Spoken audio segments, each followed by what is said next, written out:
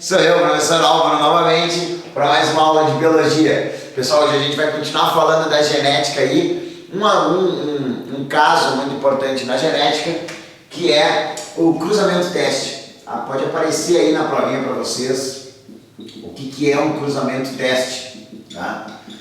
Pessoal, o cruzamento-teste ele serve mais para características que são condicionadas por dominância completa. Então a gente já falou disso lá na aulinha sobre primeira lei de Mendel, então eu te expliquei as formas que existem de herança, e a dominância completa ela vai te dar uma dúvida. Por exemplo, se eu pegar um indivíduo, dominância completa, vamos voltar lá para o Mendel, tá? Peguei uma plantinha do Mendel com semente amarela. Como é que eu vou saber se aquela planta que dá semente amarela, como é que eu vou saber se ela é homozigota dominante ou se é heterozigota?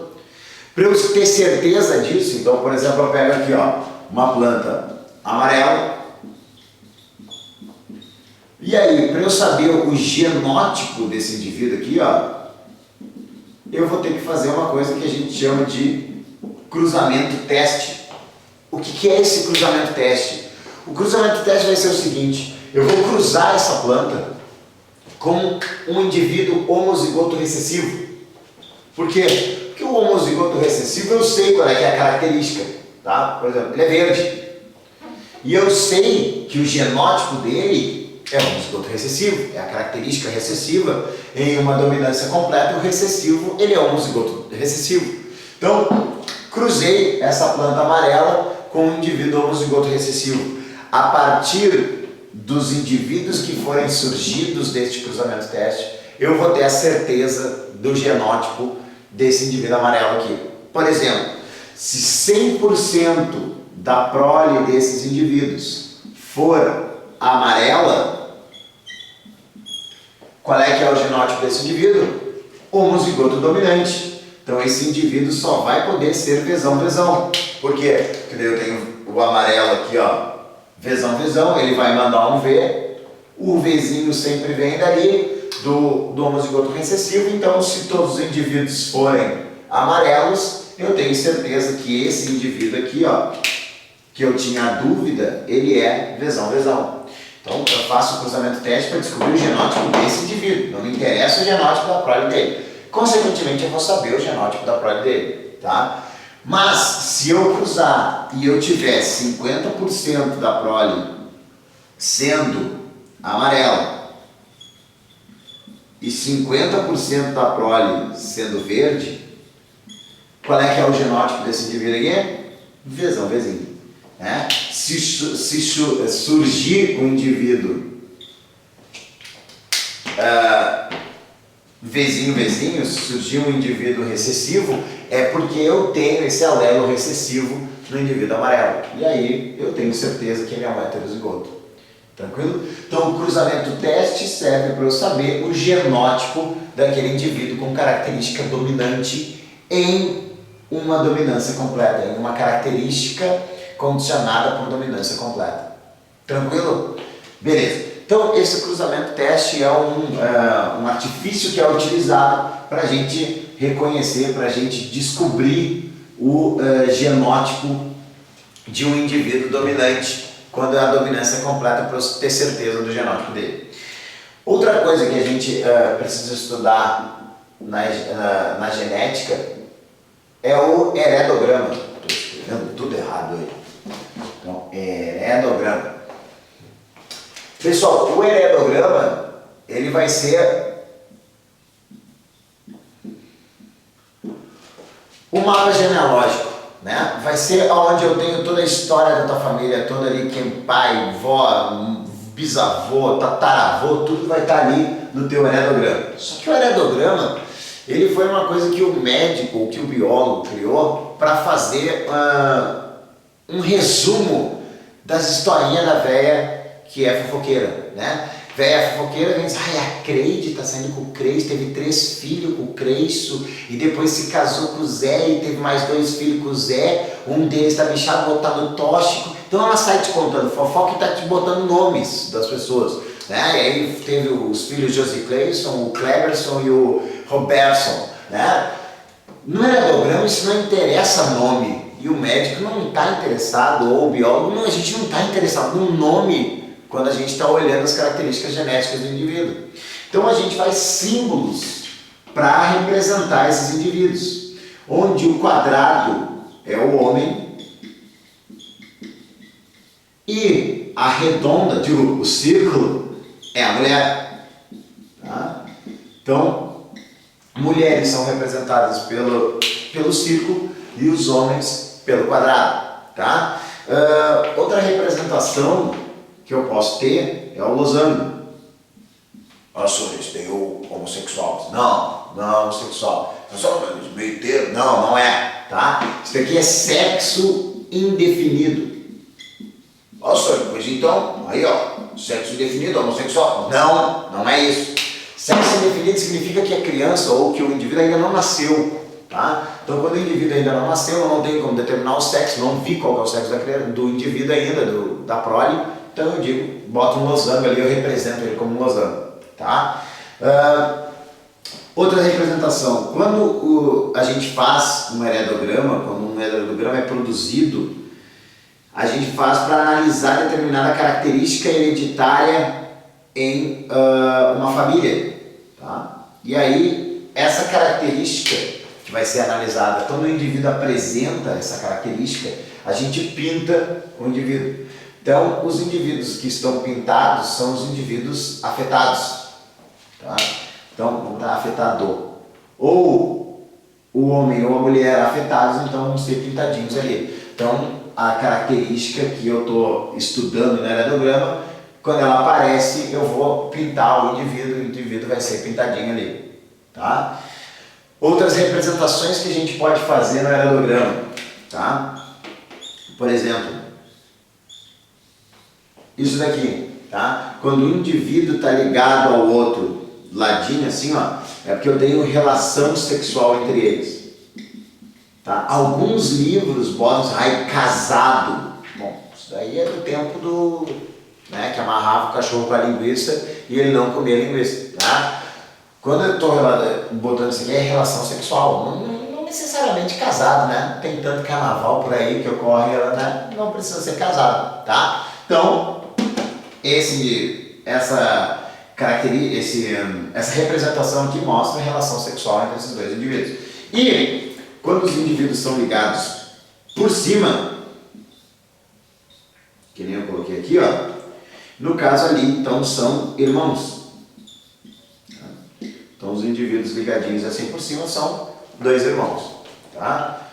Muito bem. Então, ligados por cima aqui são os irmãos, ligadinhos um do lado do outro ali, é uma relação sexual que gerou aqueles frutos maravilhosos, 2 filhos.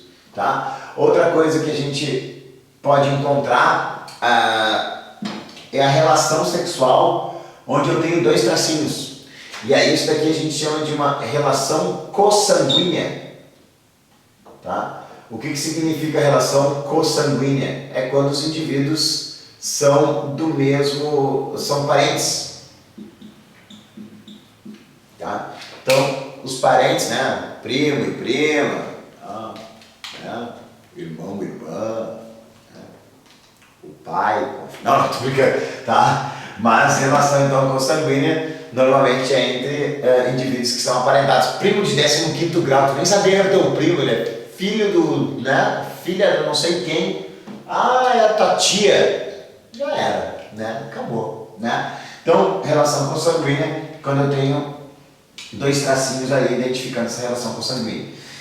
Outras coisas que eu posso identificar irmãos, tá? Então, irmãos eles podem ser identificados assim, por exemplo. Tá? Então, aqui são 2 irmãs e aqui são irmãs gêmeas.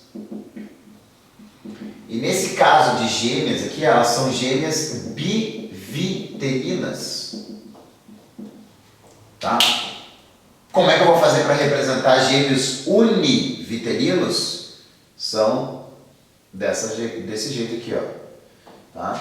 Então aqui eu tenho gêmeos univiterinos. Então eles têm que, além de ser ligados por cima, eles são ligados lateralmente aqui também, ó. Tá? E aí identifica que eles são univiterinos. Essas 2 meninas aqui são biviterinas. Nesse caso aqui, eu posso ter bivitelinos assim, né? Bivitelinos podem ser de sexo diferente. Univitelinos podem ser de sexo diferente? Nunca serão. Jamais serão, tá? Então, univitelinos sempre terão de ser do mesmo sexo, tá? Então, no heredograma eu tenho algumas representações aí, algumas relações que a gente vai fazer para identificar. Então, eu posso, por exemplo, fazer um exemplo aqui de um heredograma. Então, vou colocar um númerozinho aqui. O casal teve 5 filhos, sei lá. Tem uma penca de filhos, tá? Em que esse filho aqui, né, Josinei, teve uma doença que nunca surgiu nessa família, né? Acabou tendo uma doença, sei lá, era anão, né? Anão, sei lá eu. E aí ele se casou, albino, vamos ter que se ele fosse albino, né? Então tá aqui o Joseph Clay, tá? Albino, casou com a Jerusa, e aí desse fruto eles vão ter um filho. Então tá aqui, vão ter um filhinho. Eles querem saber qual é que é a chance do casal deles. Ó, botei um losango, ele não nasceu ainda, tá para vir essa criança, um dia eles farão. Eles querem saber, eles ficaram com medo, né? Porque o Joseph Clay sofria muito bullying, ele era muito bullyingado por ser albino. E aí ele ficou com medo, ele queria saber qual é que seriam as chances, né, dele ter um filho albino com essa mulher, tá? Isso aí, beleza. Só com isso daqui tu tem como identificar alguma coisa?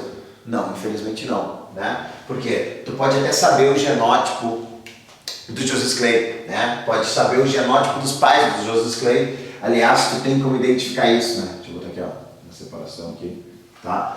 Tu tem até como identificar isso. Por quê? Porque essa característica, quando eu tenho um casal normal e surge uma característica, normalmente essa característica é o quê? Recessiva. Então, eu tenho que Joseph Clay aqui provavelmente é um indivíduo homozigoto recessivo. Por que isso? É o mesmo caso da primeira lei de Mendel lá. Eu tinha a planta amarela que cruzava com a planta verde e saía a planta, tudo planta amarela. Quando essa planta amarela heterozigota era autofecundada, surgia a planta verde. De uma amarela surgia verde. De indivíduos normais surgia um indivíduo com albinismo. Então, característica recessiva. E aí eu cruzei com a Jerusa.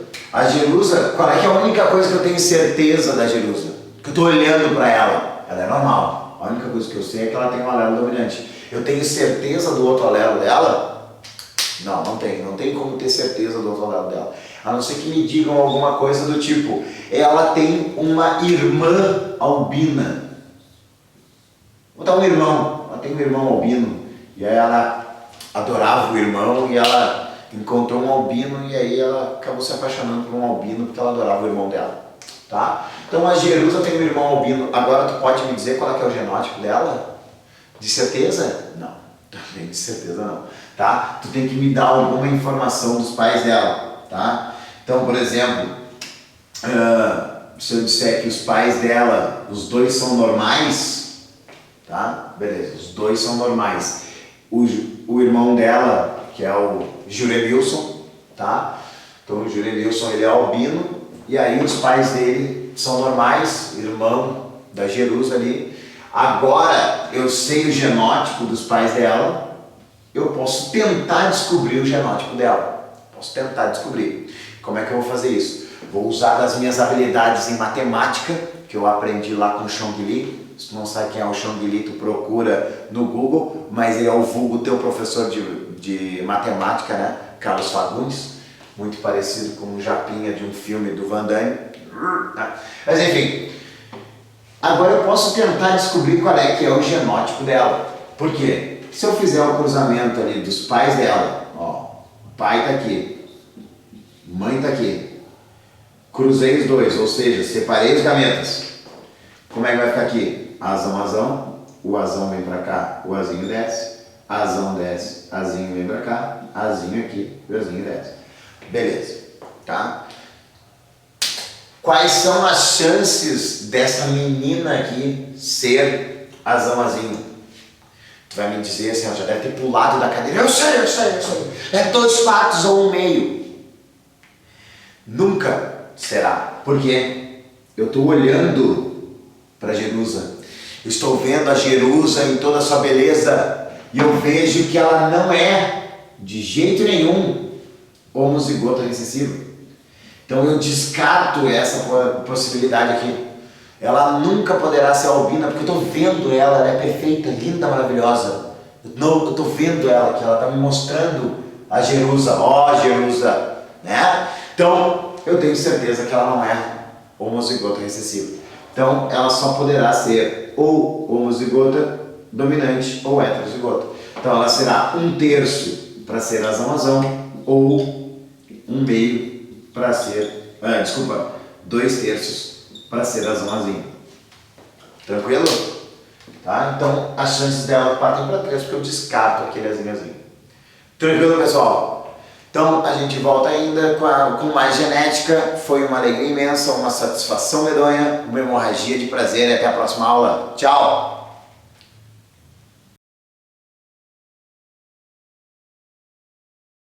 Olha, então tô gravando aula. Tô gravando aula. Ô Ibirá, para de encher o saco, não vou aí, meu. Ibirá, tchau, Ibirá. Tchau.